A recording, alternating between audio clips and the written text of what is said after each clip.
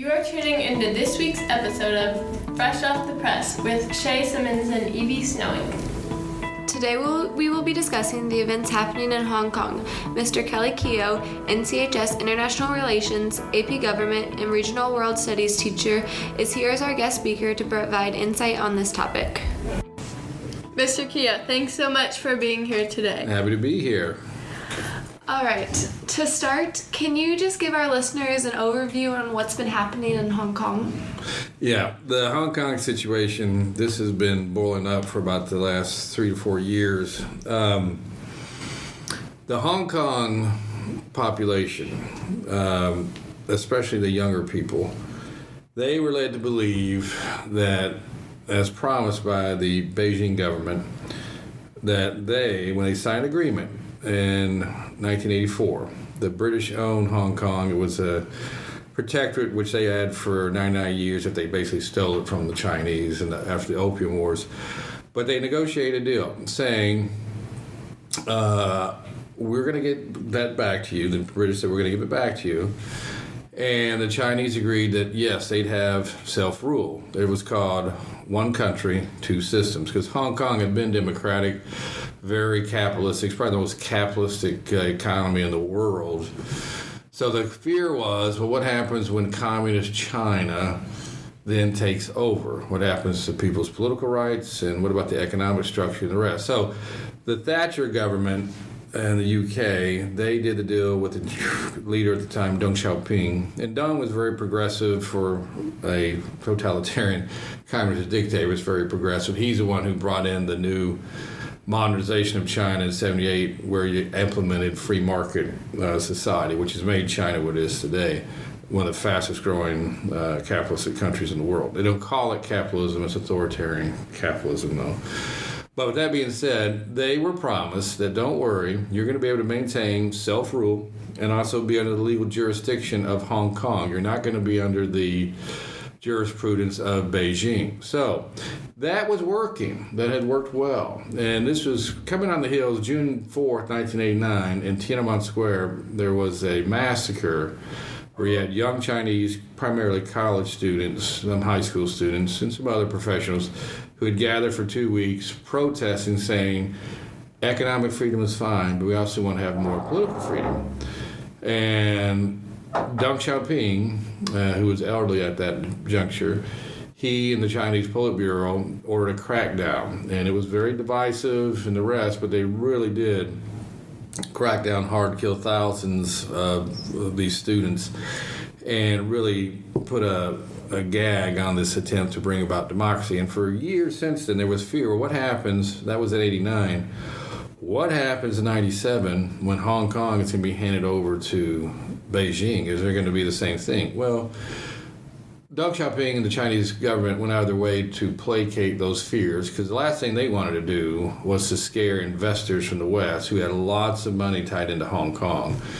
And so basically, no.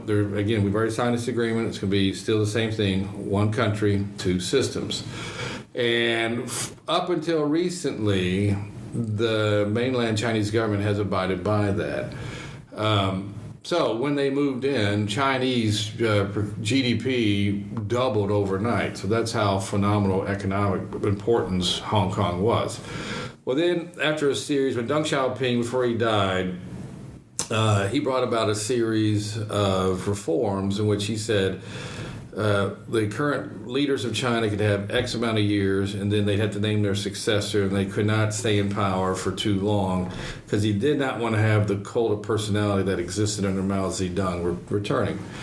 And it worked. So you had basically Xu Jintao, other people, Xie Zhimin, the rest, other who came in who were more technocrats, they abided by it. But then came Xi Jinping, the current leader. And Xi has slowly encroached more and more into Hong Kong's sovereignty. For example, extradition. It was understood under the agreement that Hong Kong would remain under the Hong Kong jurisprudence, that if someone broke the law, they would be tried in Hong Kong courts, which is based on the English courts, not extradited back to Beijing, mainland China. So slowly what started to happen is that the Chinese government under Xi Jinping is really starting to put the squeeze on Hong Kong, and slowly but surely are putting more and more people into the setting in Hong Kong that are trying to undermine this whole agreement. And so you had the umbrella protests that broke out about 5 or 6 years ago. To initial protests, it's called the umbrella protest because they had umbrellas to protect them from the water cannons that were being sprayed with dye. And they shut down traffic, the rest, and so the Chinese government backed off. But then subsequently, more and more, Xi Jinping, and it's not just Hong Kong, he's expanding China's influence throughout all of the South Asian Sea by building up these islands to extend China's territorial waters outside of the international law boundaries, thereby claiming this is Chinese territory, and other countries vis-a-vis America, Japan, others cannot go through there, and that's become very, very tense. So he's doing this throughout, and with that, Hong Kong is basically under the thumb. Now, it's getting really scary because a lot of the Chinese students, it has a lot of the eerie similarities of what happened in Tiananmen Square. That you have a lot of Chinese students, college universities especially, that are saying, we will not acquiesce.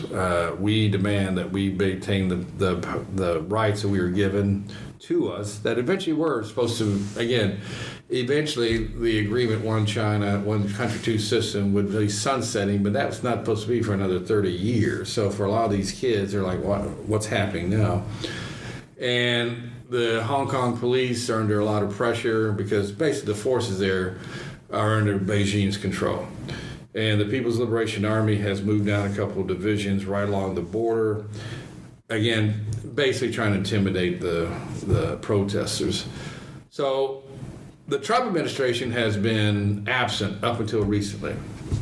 And we've had this struggle ever since America has normalized, when Nixon recognized China in 1972, and then Jimmy Carter gave him 4 diplomatic ties in 1978, and then the George Herbert Walker Bush, Poppy Bush in 1989, when they cracked down on Tiananmen Square. Do we put pressure on the Chinese to improve on their human rights records vis-a-vis democracy? At the same time, they are very important to us economically for the China market. So how much pressure should we, and at this juncture, can we really put on China without doing damage to ourselves economically? That's one of the current debates about the Trump administration coming in and slapping these economic tariffs. Is that hurting American farmers and other people worse who've lost that China market because the Chinese have retaliated more than actually it's getting the Chinese to fall in line and do what we want? And by the way, let me just put a little side note here. The Chinese basically, when people say, well, who's responsible for this? Americans need to look in the mirror, because going back to Reagan, every subsequent president, Democrat, Republican alike, we have been allowing the Chinese will buy their stuff. So you have American companies going there and sell stuff they make stuff a lot cheaper. Go to Walmart, and you'll see probably 90% of the stuff there is made in China. So the Chinese also have been letting us borrow money. Now, they don't let us borrow money because they like us. They let us borrow money because they're charging us interest. So today, when some of us who know about this relationship hear America talking tough to Beijing about, you better do what we want, it rings hollow to a certain extent, because they have us over the financial barrel. We owe them a lot of money. That's because no American president wanted to go to the American electorate and say what needed to be said, which is, we need to improve our infrastructure, we need to reduce our deficit, the rest, and so that means we have to do one thing: raise taxes, or call it revenue enhancements if it's easier in that way, that euphemism. But they don't want to do that. So it's much easier just to keep borrowing, and thereby Americans, again, don't feel that pinch. We keep, again, for consumer products, keep buying more and more stuff that's made in China. Well, do the math. Over years, what's happened? And so, again, also this idea of trade imbalance with China, it's not altogether accurate. Yes, for example, people look at Apple phones. Look, all this is made in China. Well, the phone is put together in China, but all the components, the rest, some of them are actually made in the United States. So this idea of you're saying everything made in China there's a trade imbalance, therefore we should take action. It's more complicated than that. And so to a certain extent, you're actually doing more self-harm by taking that road. So that being said, the Trump administration, Obama put some pressure on the Chinese, George W. Bush, like I said, first President Bush called it constructive engagement, saying we'll still trade with mainland China as long as they reach certain benchmarks in regards to allowing certain religious and political rights and the rest. How much enforcement we actually put forth with that remains to be seen. Bill Clinton said he was going to talk tough to the Chinese. By the time he left office, he gave him most favored nation trade status, which basically led him into the World Trade Organization, which is, again, you have to look at that trade-off, human rights versus economics. So that being said, it was very surprising for some of us when the Trump administration, who came into office saying human rights are not going to be at all a concern for us, we're about transactions, we're about business. That was true for Saudi Arabia and other places. Then 2 weeks ago, the Trump administration passed legislation which the Congress approved, the Hong Kong Act, which saying we stand with Hong Kong demonstrators, which was really a surprise. As a result, Xi Jinping in China then pushed back and say, okay, America, because of you're taking these actions, which we think are infringing on our sovereignty, the United States military and naval forces are no longer allowed to dock in Hong Kong. So you see it ratcheting up. So we'll see. I think some of it might be guys on the part of Trump in order to get pressure or at least attention away from the tariffs, the wars that are going on between us and mainland China, because they're not very popular, and also we have an election year coming up. But the situation with Hong Kong, I'm hoping that, and I know the Congress, vast majority of Congress, signed that legislation and said, yes, we will support that. Now, whether that's just for window dressing and what happens tomorrow if the People's Liberation Army moves in and cracks down, what happens then? Do we stand by that and say, okay, we'll put further economic sanctions on China? That remains to be seen.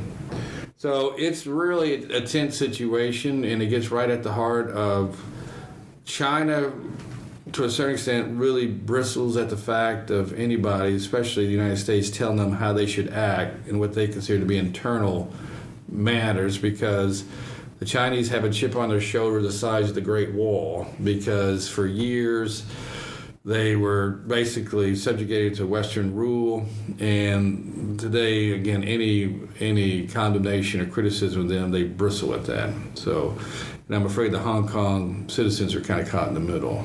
So the idea has always been the more we engage China, the more they'll become like us, and eventually the adage has always been free markets, capitalism means free people, eventually they'll adopt democracy. Well, unfortunately, China has proven that to be not necessarily the case. They have authoritarian capitalism, so it's really making a lot of political scientists look at it and go, what's next? We don't know. So. Okay. So the extradition bill seems to be a big part of these protests. Can you give our listeners some background on? Yeah, again, that was one of the part of the original agreement, was that those adage, what happens in Vegas stays in Vegas. So if you're going to have the one China, two systems, then the Hong Kong system had their own jurisprudence, had been in establishment since, again, under the British for years. The idea that they would still have the ability to try and put people, again, find guilty, whatever, in Hong Kong. And that was abided by Beijing up until recently. And that's Xi Jinping has been infringing on that. And this idea that someone who the Chinese deem to be a terrorist, which that's a real, especially what they deem to be a terrorist, is anybody who criticizes their policies, so that they should be able to be extradited back and put on trial back in Beijing, mainland, or Shanghai, anywhere in mainland China. For a lot of people in Hong Kong, like, no, that's a violation of that. Also, what are you doing? You're acquiescing this idea of becoming more and more of a totalitarian system, not being free. So one China, two systems, sounds like he's trying to get rid of the two systems part, make them all, put them under the heel of Beijing. So that's why that is such a contentious point. Okay, and what do these protests mean for the future democracy in China, if there even will be a future democracy? Well, that's the frightening thought. What happens with this? Because after Tiananmen Square, for a lot of young Chinese, I actually had a young man who lived with my wife and I from Macau, which is across the way from Hong Kong. Portuguese own that, very similar. The Chinese got that from the Portuguese in 1998, a year after they got back Hong Kong. And talking to this young man who lived with us for a few years, he was saying that a lot of young Chinese are at that point where after Tiananmen Square, it's like, look, we just need to learn we got freedom to make as much money as we want, the rest, improve our living standards, which they have done. I mean, if you look at China's economic growth, it has just been phenomenal. More people have been lifted out of poverty in China since they introduced Deng Xiaoping's market reforms in 78 than ever in the history of mankind. So if you're a young Chinese, you get involved in your career and the rest, don't make waves, and you can make as much money as you want, you can improve your living standards, and that's happened. So in Hong Kong, you've had this uptick of young people who, like I said, they have not lived under the thumb of totalitarian China. And so for them, they're seeing it as, well, we still want to maintain democracy and have our rights. So what that means, if they crack down on them, will it be another, let's see, 89 was how many years ago? 30 years ago? That you'll have another 30 years of docile, basically non-pursuit of democratic reforms, because you know what happens if you do, you get crushed by the authorities. It's a real tough situation. No one really knows. I know there are some people who are arguing that scratched underneath the surface, and especially in a lot of provincial areas of China, and you'll find unrest and a lot of people who don't like the system.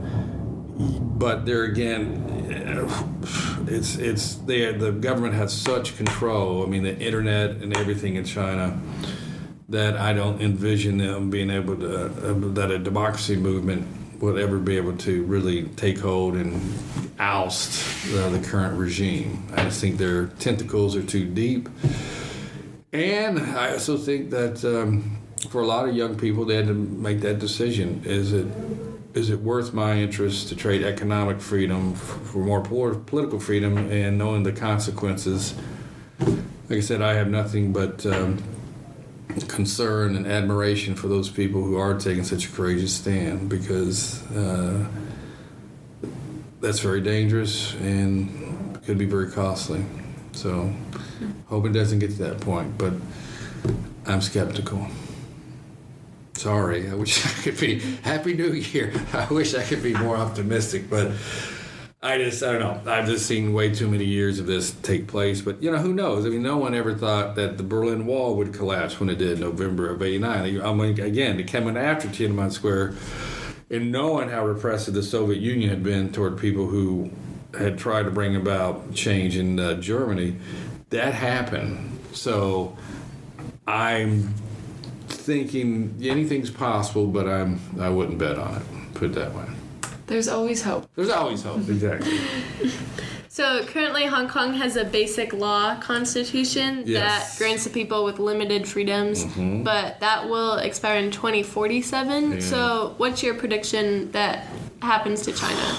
Well, that's kind of where Xi Jinping is kind of moving that timeline forward, and that's why a lot of this is pushback against that, because you can look at that and say, well, okay, we got a while to go and the rest. And I think in fairness to people who signed that, especially the Thatcher government in 84 and the rest, that the thought was at that time, hey, the more they're going to have free markets, the more likelihood by the time we get to that point that they'll become just like us, and democracy will take hold. Well, the opposite is proven to be the case.